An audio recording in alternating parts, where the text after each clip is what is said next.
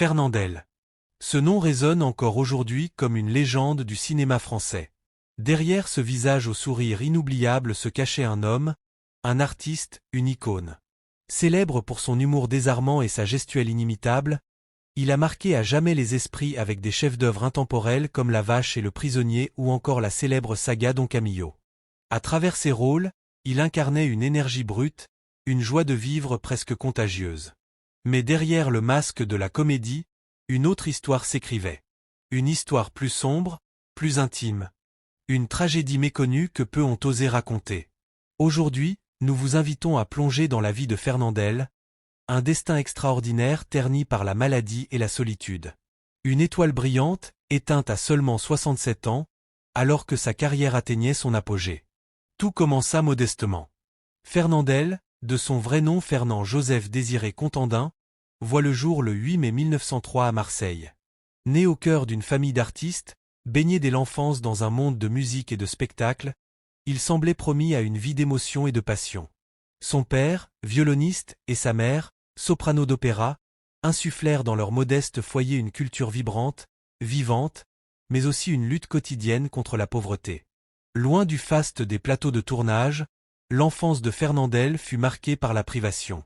Dans un quartier ouvrier, la réalité était rude. Les fins de mois difficiles, les rêves parfois étouffés par la nécessité. Et pourtant, malgré cette dureté, jamais l'espoir ne l'abandonna. Dès ses jeunes années, il montra un talent naturel pour la scène. Encouragé par ses parents, bien que ceux-ci n'aient pas les moyens de lui offrir une éducation artistique formelle, Fernandel s'accrocha à ses rêves avec une force admirable. Il se produisit d'abord dans de petits lieux locaux, souvent anonymes. Il accompagnait ses parents dans leurs représentations, absorbant chaque note, chaque applaudissement, chaque émotion. Il rêvait en silence d'une vie sur scène. Mais les rêves, il fallait les mériter. Pour survivre, il livrait des journaux, faisait des petits boulots dans les boutiques. Il travaillait dur. Très dur. Tout en nourrissant secrètement cette flamme intérieure, cet amour inébranlable pour le théâtre. À l'adolescence, cette passion se transforma en vocation. Malgré l'absence de formation, malgré le manque de réseau, il commença à décrocher des rôles, d'abord minuscules, souvent oubliés, mais essentiels. Ses premiers pas sur scène furent laborieux, mais fondamentaux. Chaque échec, chaque silence, chaque refus le renforça. Il apprit à endurer, à patienter, à croire. Les années 1920 et 1930 marquèrent le début de sa lente ascension. Fernandel explora tous les registres, tous les formats. Du théâtre populaire au premier balbutiement du cinéma parlant, il s'imposa par son authenticité. Et même si la reconnaissance se fit attendre, elle finit par venir. Vers la fin des années 30, son nom commença à circuler. Son humour, singulier et sincère, séduisit. Il ne jouait pas pour plaire, il jouait pour vivre, pour exister. Et c'est précisément cela qui toucha le cœur du public. La fin des années 1930 fut un tournant. Les rôles se firent plus importants. La caméra, enfin, s'attarda sur lui. Et avec elle, les rires, l'affection, l'admiration. Son style comique si particulier, son regard malicieux et son incroyable présence l'élevèrent au rang de star. Mais ce succès n'était pas le fruit du hasard. Il était le résultat d'une lutte acharnée, d'un chemin semé d'obstacles qu'il avait franchi sans jamais se détourner. Dans les années 1940, Fernandel devint l'un des acteurs les plus courtisés du cinéma français. Des films comme La cuisine au beurre ou la série Don Camillo propulsèrent sa renommée bien au-delà des frontières de la France. Il devenait un symbole, celui d'un rire pur, d'une humanité réconfortante, d'une lumière dans l'obscurité. Mais chaque sourire qu'il offrait à l'écran était aussi l'ombre d'un combat intérieur que peu soupçonnaient. Fernandel, c'était la joie, mais c'était aussi la douleur, cachée derrière les projecteurs. Un homme qui n'a jamais cessé de se battre, ni contre la vie, ni contre lui-même. L'un des rôles les plus marquants de sa carrière reste celui de Don Camillo, ce prêtre à la fois drôle et profondément humain. À travers ce personnage, il ne se contentait pas de faire rire. Il posait des questions, il explorait la nature humaine, les conflits moraux, les tensions entre foi et pouvoir, entre bien et mal. Don Camillo, c'était un miroir tendu à la société, un cri du cœur sous les traits d'un homme d'église un peu bourru, mais infiniment tendre. À travers le personnage de Don Camillo, Fernandel a su créer bien plus qu'un simple prêtre de fiction. Il a donné vie à une figure à la fois drôle, touchante et profondément humaine. Derrière les rires et les dialogues savoureux, il a tissé une œuvre de réflexion. Le film racontait le conflit entre Don Camillo et le maire de la ville, un fervent communiste, dans une époque marquée par les tensions idéologiques. Et pourtant, malgré le contexte difficile, Fernandel injectait de l'humour dans chaque scène, transformant un affrontement politique en une ode à la tolérance, à la bonté et à l'unité humaine. Le succès de la série ne s'est pas limité à la France. Loin de là.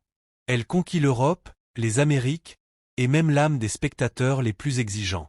Les films dont Camillo devinrent des symboles du cinéma français à l'étranger, et ce rôle propulsa Fernandel au rang de monument du 7e art. Après ce triomphe, Fernandel poursuivit son ascension.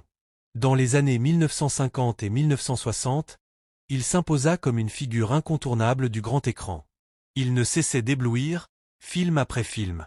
On le retrouvait dans des œuvres marquantes, comme L'Auberge rouge, où il incarnait un homme ordinaire pris dans une intrigue sombre et absurde, livrant une performance à la fois hilarante et troublante. Il prêta aussi son talent au légendaire Ali Baba et les 40 voleurs, où il devenait un héros attachant, intrépide, capable de faire rire même au cœur du danger. Et comment oublier La Vache et le prisonnier, cette comédie douce amère, empreinte d'humanité, de résilience et de tendresse? À travers ces films, Fernandel n'était pas simplement un comique. Il devenait le messager d'émotions universelles. Toute sa carrière fut un mariage réussi entre humour et profondeur. Fernandel ne racontait pas seulement des histoires. Il transmettait des valeurs, des messages, des vérités humaines.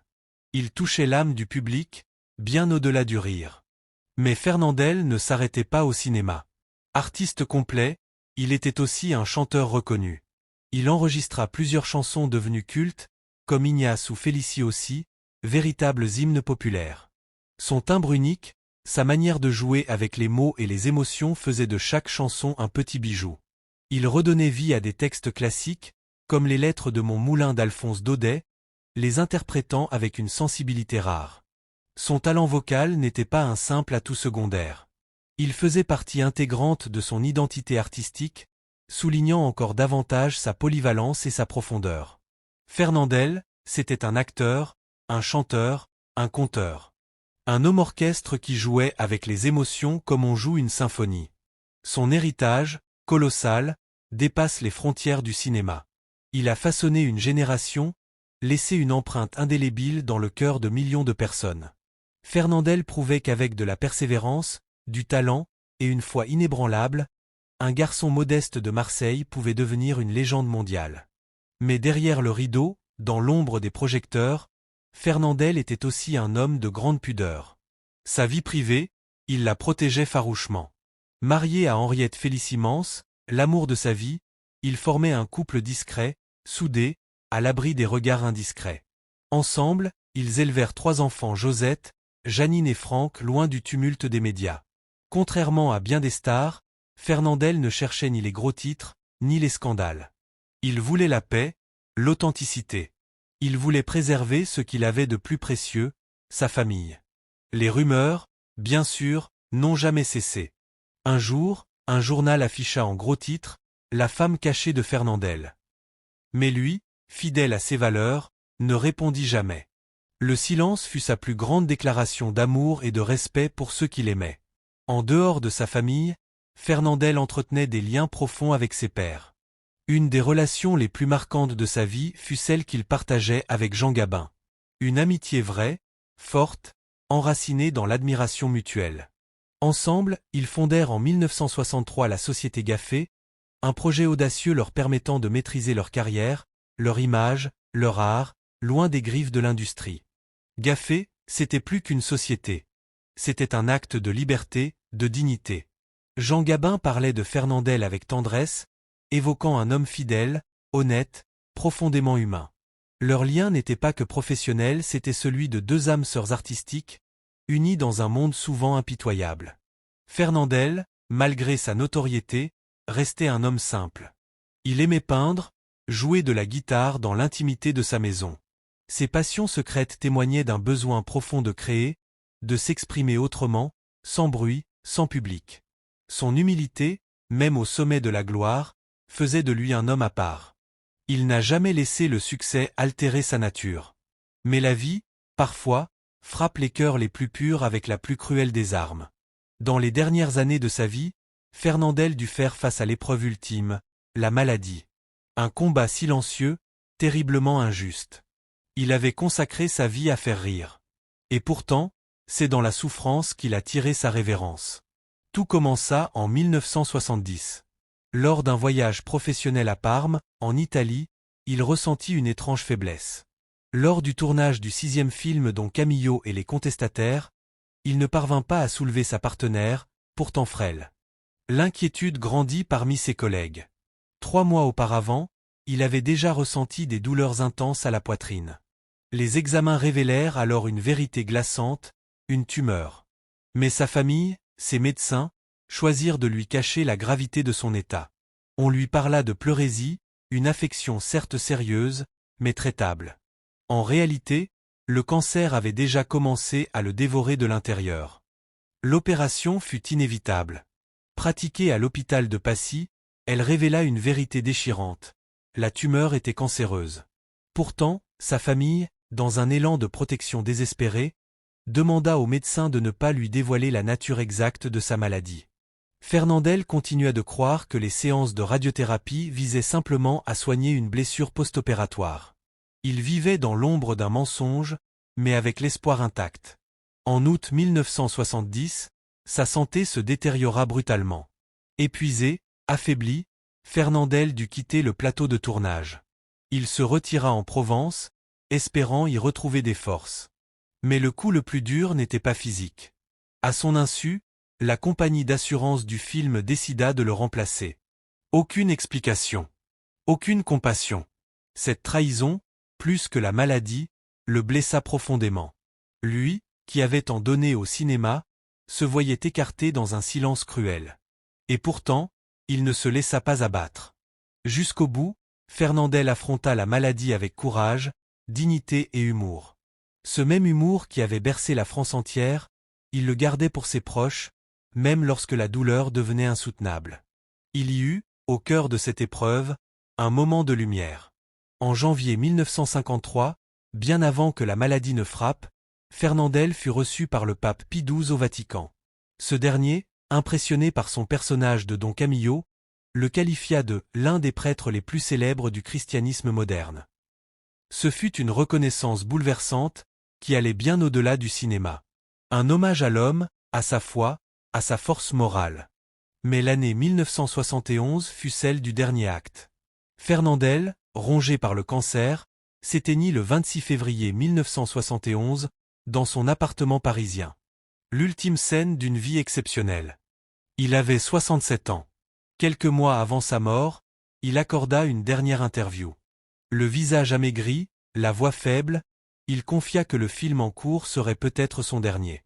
Cette déclaration résonnait comme un adieu voilé, une main tendue à son public, un dernier regard empreint de tendresse et de vérité. Cette interview fut sa dernière apparition publique. Sa dernière offrande. Sa disparition plongea le monde du cinéma dans une immense tristesse. Jean Gabin, son frère de cœur, son ami fidèle, lui rendit un hommage bouleversant. Il parla d'un homme droit, d'un artiste d'exception, mais surtout d'un ami loyal, animé par des valeurs simples et nobles. Le respect qu'il inspirait allait bien au-delà des caméras.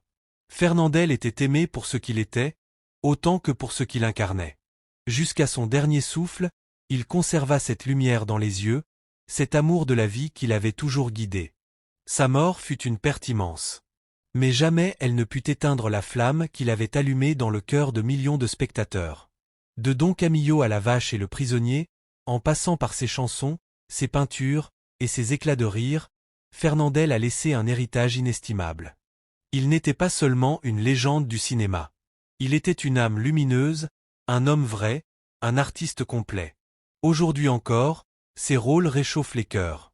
Ils font rire, ils émeuvent, ils apaisent. Parce que Fernandel, c'était bien plus qu'un acteur.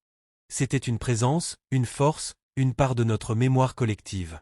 Et vous, quel est votre film préféré de Fernandel? Partagez-le avec nous dans les commentaires. Index revers pointant vers la droite blanc. N'oubliez pas de liker, de vous abonner et d'activer la cloche pour ne pas manquer nos prochaines vidéos consacrées au destin bouleversant des plus grandes légendes du cinéma. Merci de nous avoir regardés. Claquette cœur brisé.